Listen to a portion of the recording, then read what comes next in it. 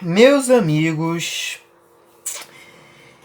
os spoilers do capítulo 134 de Shingeki no Kyojin saíram e galera, tá insano. Esse capítulo 134 de Shingeki no Kyojin, o Isayama está louco, tem muitas revelações, acontecimentos, muita coisa acontecendo nesse capítulo, galera.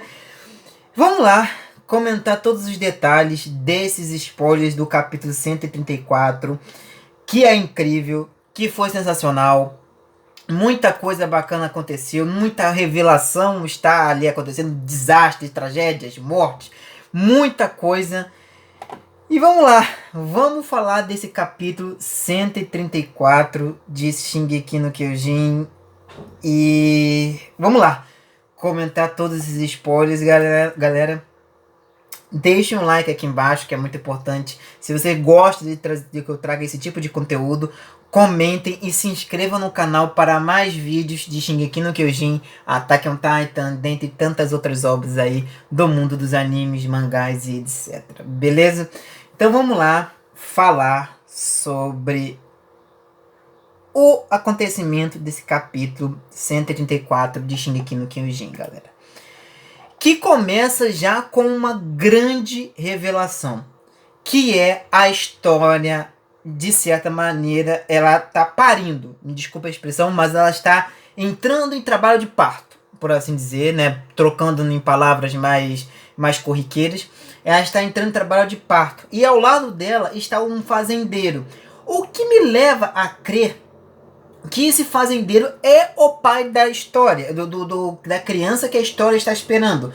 E aí me leva a uma outra situação, porque nesse capítulo, galera, nos spoilers que saíram, dos leakers que saíram, mostra claramente a história, ela tá com aquela fisionomia, aquela aparência de triste. Ela parece estar depressiva, ela não está feliz com aquilo ali. Aparentemente foi tudo orquestrado para que a história tivesse um filho. Não sabemos para qual finalidade isso foi feito, mas isso já está sendo. Isso foi mostrado nesse capítulo, nesses leaks do capítulo 134, que, por sinal, já antes de eu prosseguir, já falo com vocês que o nome do capítulo se chama Nas Profundezas do Desespero. Ou seja, desgraça você vai ter nesse capítulo, morte você vai ter nesse capítulo, tudo que de ruim vai ter nesse capítulo. E é bem interessante essa cena, né? E outra situação que aconteceu nesse capítulo foi que quando a história está dando à luz, não há diálogo nenhum. É um silêncio absoluto naquela cena, mostrando a introspecção de todo mundo que está ali. Naturalmente ninguém fala nada, ninguém, digamos, esboça algo ali de importante, algo ali de conforto, de palavras ali que possam acalmar a história de certa maneira, mas há um silêncio absoluto. Ninguém fala nada a respeito, ninguém menciona nada ali nessa situação. Então há um silêncio bizarro nessa cena desse capítulo, o que mostra a frieza que há entre as pessoas ali. E naturalmente a história também, que ela não queria essa gravidez, ela foi forçada de certa maneira. E é bizarro se a gente parar pra pensar nisso, porque a história sempre foi aquela personagem positiva, aquela personagem forte, né? De certa maneira, principalmente depois do coisa da Amy, a coisa do pai dela e as situações que envolveram isso. Então, a gente vê uma personagem fria, a personagem meio que depressiva, muito complicada a situação. Então, vemos como é que a história está sendo trabalhada e como ela ficou, né, cara? Como é que ela ficou totalmente entregue à situação de, sei lá, da humanidade, o que o seu filho ali vai ser feito, o que vai acontecer em relação a isso, né? Até mesmo se supõe que a página final que o Isayama divulgou lá atrás sobre um Eren aparentemente segurando um bebê, pode ser esse bebê da história. Então, naturalmente, a gente não sabe se isso vai acontecer. Então, é complicado, é uma situação bizarra, mas eu acho que isso tudo tem a ver com como a história foi trabalhada ao longo dos capítulos e ao longo das temporadas do anime, e culmina nessa situação que ela chora, né, na hora que ela tá fazendo o trabalho de parto ali. Então, naturalmente, a gente vê toda essa situação ali sendo feita, né? Ali você tem os guardas ali também do lado de fora ali para poder, né, tomar conta da história. A história segurando umas cordas, né, fazendo pressão, né, ali tem umas parteiras ali também, então bem bizarro essa situação, a história se entregando para algo que ela não queria. O choro ali também pode ser algo representativo a isso, né, a algo como um choro na qual ela está meio que desabafando, expelindo aquela vida, dando um sopro de uma vida na qual ela vai amar, mas ao mesmo tempo ela não estava querendo, ela não estava afim de ter esse bebê. Então, acredito, esse filho não é do Eren, aparentemente não é do Eren, é desse fazendeiro que tá do lado dela ali, mas bem bizarra essa cena dessa situação desse capítulo, né? E aí cortado para uma outra cena onde vemos a guerra se instaurando, né? O Eren com os titãs colossais bizarros e gigantes, e a cena é impactante e bizarra, porque o Isayama ele consegue detalhar muito bem nessa situação, onde vemos os titãs colossais esmagando e matando todos que estão ali. Todas as pessoas que estão ali estão sendo pisoteadas, sendo mortas e em situações assim bem periclitantes, bem bizarras, né? Então, galera, esse capítulo é um tanto quanto pesado. Tudo bem, chega aqui no Kyojin sempre um mangá na qual a bizarrice no sentido de coisas fortes e pesadas sempre teve presente. Mas aqui nesse capítulo, o Isayama resolveu abrir o leque dessas situações de maneira a vermos as pessoas sendo pisoteadas, as cabeças esmagadas, corpos sendo mutilados, e é bizarro essa situação.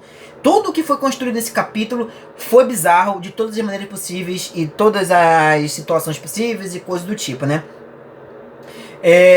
E outras situações que também levam a gente a entender aqui que esse capítulo foi pesado, porque as pessoas que tentaram escapar ali dos titãs colossais, eles se suicidaram, eles pularam de penhascos e morreram, né?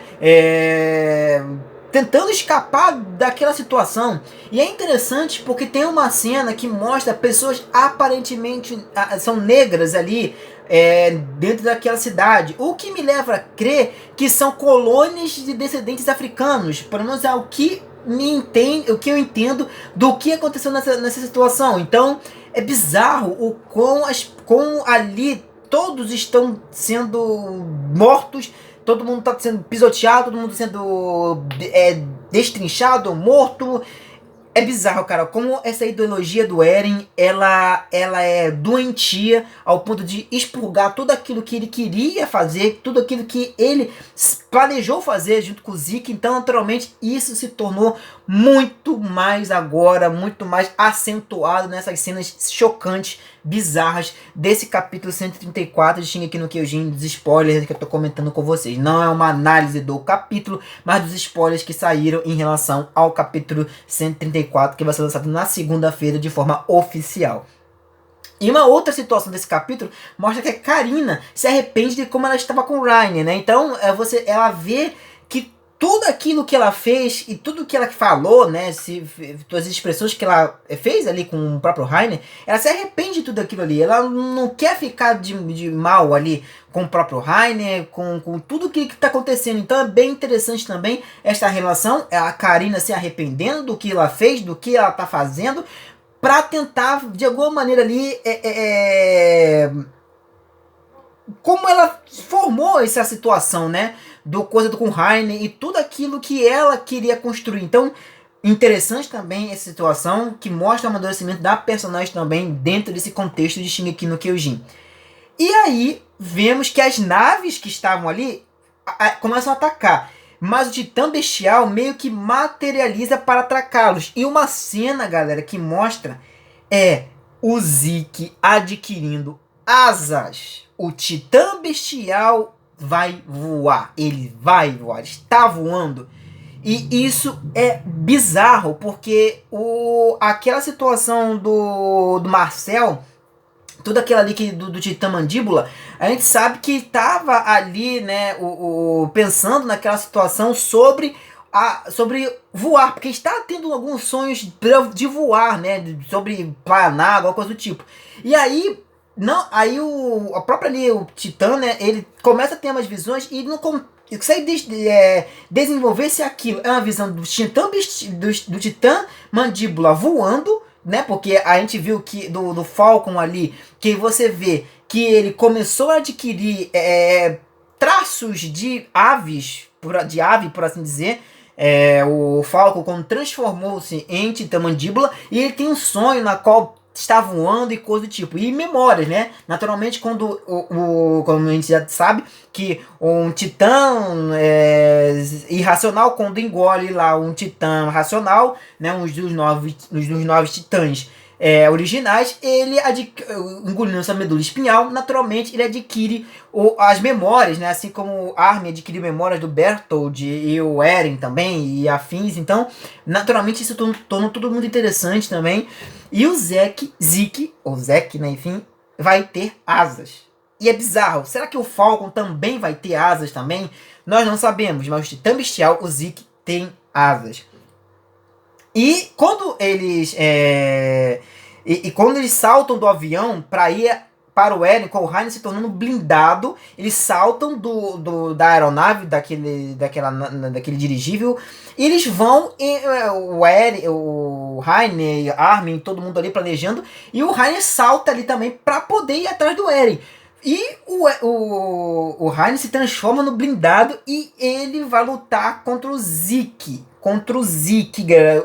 A Pieck e o Rainer vão lutar contra o Zeke para poder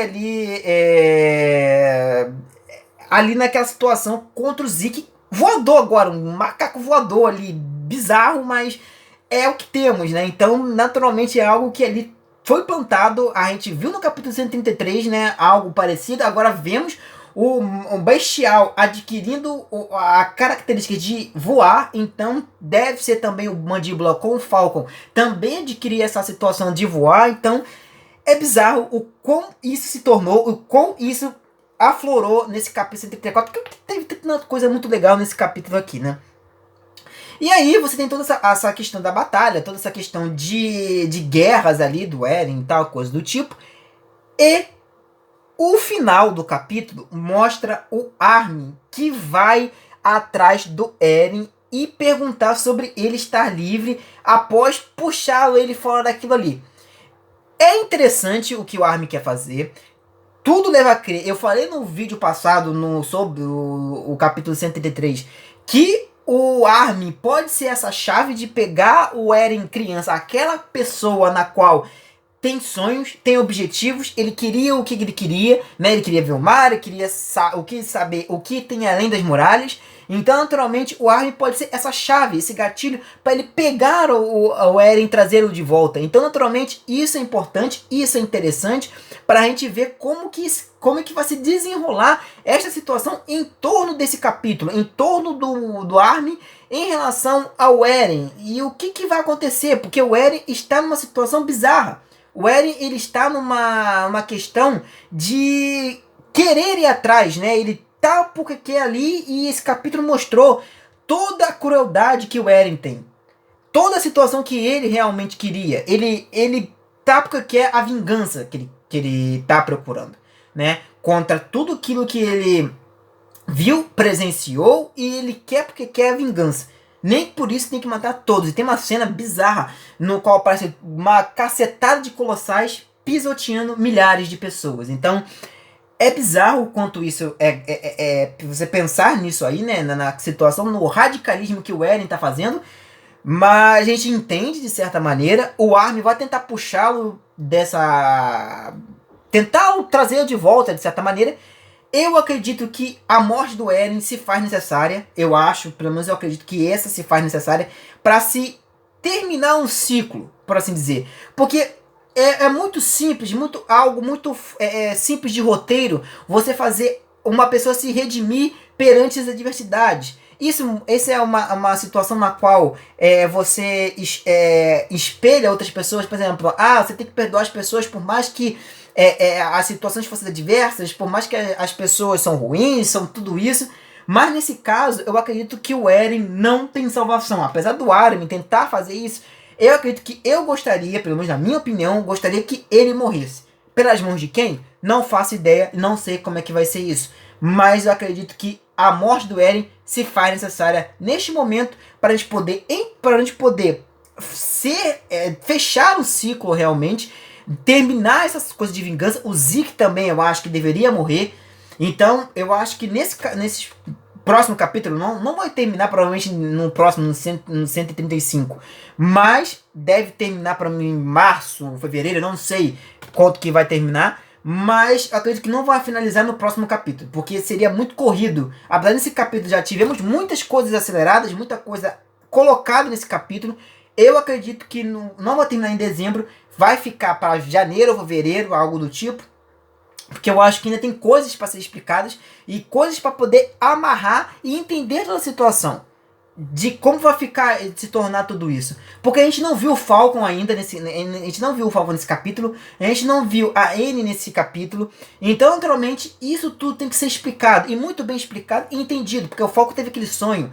Então, naturalmente, a gente vê isso tudo sendo construído, vemos se o Falcon vai realmente voar, e a gente precisa entender como é que isso vai, para onde isso vai caminhar. E que isso vai ser feito, né? E se isso será o suficiente para impedir o estrondo e derrotar o Titã fundador, o Titã ali do Eren, que tem o poder do martelo de guerra, tem o poder do Titã de ataque, tem o Titã da coordenada junto com ele. Então, naturalmente, é bizarro o quanto que a gente parar para analisar isso. E isso só mostra o quão o Eren está determinado no seu objetivo e o quanto o Armin está querendo salvá-lo. Mas eu acho que a morte do Eren, a morte do Zeke, até a morte de alguns dos personagens ali, talvez do Armin, da Mikasa ou algo do tipo, se faz necessária para um crescimento, uma finalização boa da obra de Shingeki no Kyojin, para termos essa situação sendo trabalhada bem, direita e principalmente entendida de uma maneira geral. Então é isso, galera. Eu espero que vocês tenham gostado desse vídeo, das minhas análises dos spoilers do capítulo 134 de Shingeki no Kyojin. Não esqueça, galera, deixe o like aqui embaixo, que é muito importante. Deixe seus comentários também e se inscreva no canal para mais vídeos como esse e dentre tantos outros que ainda vão vir. E também me sigam nas redes sociais, galera, Instagram e Twitter, aqui na descrição e também fixado no topo dos comentários. Beleza, galera? Então tamo junto, muito obrigado por tudo, valeu e até o próximo vídeo aqui do Nerd Cinema, galera. Eu fui e tchau!